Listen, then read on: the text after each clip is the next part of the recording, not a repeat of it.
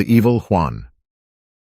Long ago, in the Bergisches land of North Rhine-Westphalia, a solemn wedding was celebrated in the small chapel of Castle Kippehausen. Soft candlelight flickered across the stone walls as the young lady of the castle, Elizabeth, placed her hand into that of the elegantly dressed Juan Manuel Fernando. He had been sent from a respected Spanish noble family whose ties to Elizabeth's family had existed for many years. With this marriage, the bond between the two houses was to be sealed forever. Elizabeth's heart overflowed with love and happiness. In the months leading up to the wedding, Juan had shown himself to be attentive, warm, and gentle. His smile, appearing almost soft in the candlelight, made her believe she would find a life of peace and kindness at his side.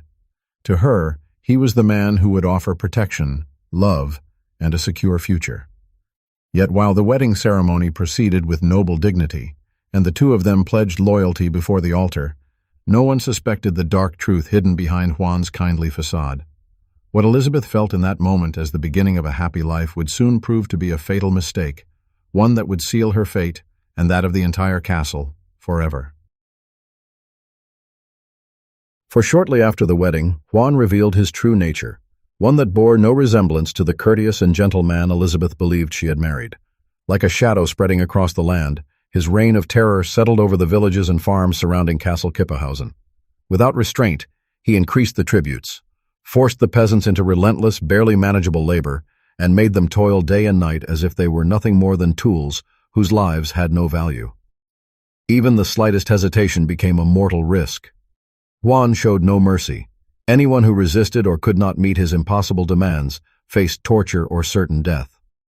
One scene was particularly cruel. One morning in the castle courtyard, a farmer, exhausted and impoverished, had been unable to pay the tribute.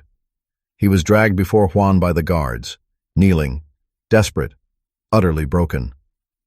But Juan showed not a trace of compassion. With cold malice in his eyes, he lifted a heavy staff and struck the defenseless man again and again until he lay bleeding and wounded in the dust. The sight of the trembling, whimpering man did not deter Juan. On the contrary, it seemed to encourage him. He relished these moments when no one dared contradict him, when he felt all-powerful, a self-appointed judge over life and death. When the farmer was barely conscious, Juan pronounced his final cruelty. As punishment, the man's family was to be stripped of all their few possessions. Their fate was sealed: hunger, misery, and certain death. Thus Juan's reputation grew as a demon in human form, feared and hated throughout the land. When Elizabeth, the rightful lady of Castle Kippehausen, finally heard of her husband's atrocities, something broke inside her.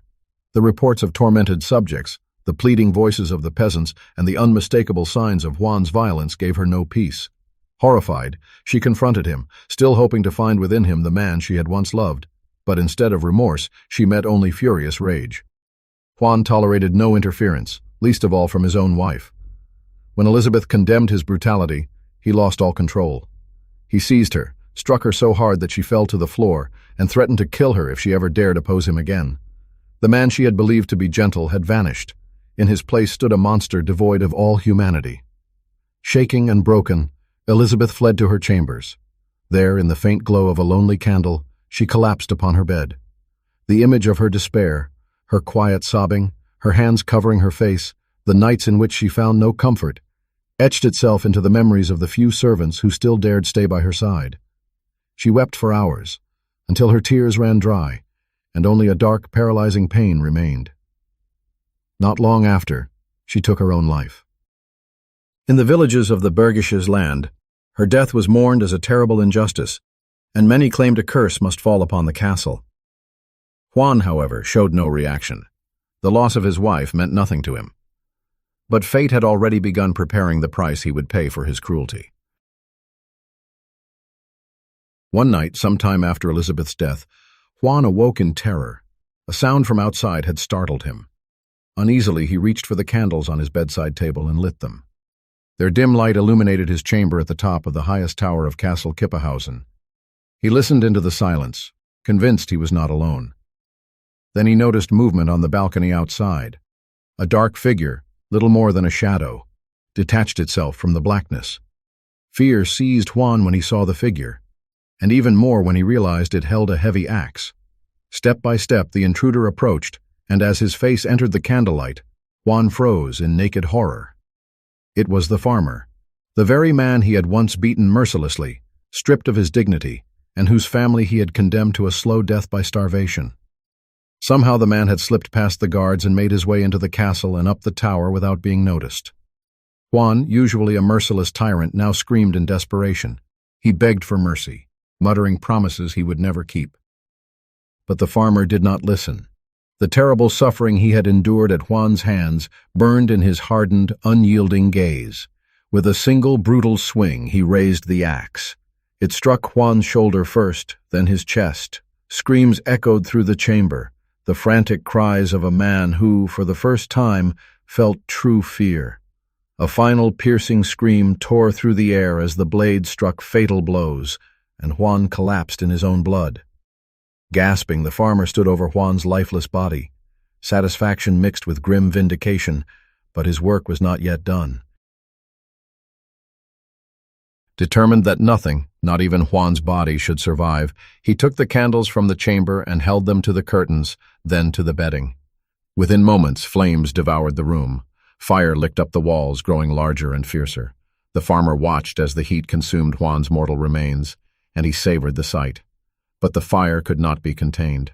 Soon, not only the tower, but the entire castle Kippahausen was ablaze. Outside, the guards rushed about in panic, shouting orders, carrying water, trying in vain to quell the inferno. But it was hopeless. The fire, unleashed from long and agonizing suffering, seemed like judgment upon the castle itself. When the castle gate finally burst open, a silhouette stepped out of the burning ruin, the farmer. His body and axe were smeared with Juan's blood, yet the flames behind him made him appear like a dark spirit of vengeance. No one stopped him. Amidst the chaos, no one even noticed him. He fled into the dark forest, vanished among the trees, and was never seen again. Behind him, the castle burned until only ruins remained. But Juan's story did not end with his death. It was then that it truly began.